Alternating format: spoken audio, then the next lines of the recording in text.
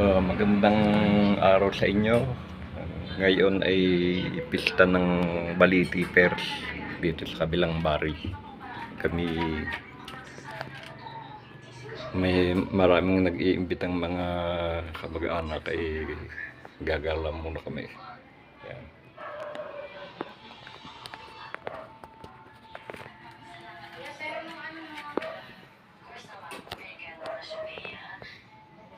Araw ngayon ang patron nila ay San Pedro. Yang si San Pedro na apostol ng Panginoon Kristo. Na ang simbolo niya mayroong nakalagay na manok. Akala nga nila ay kung may lagay na manok ay sabongero. Yun ibig sabihin, ang simbolo nilang manok, noong sinabi ng Panginoon Kristo na sa tatlong tilaok ng manok ay makatlong beses mo kung itatatwa.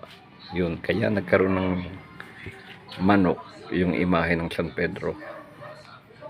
Yan, yan ang pupuntahan namin mamaya. Yung ang patron nila nga ay San Pedro, na ang simbolo ay merong manok.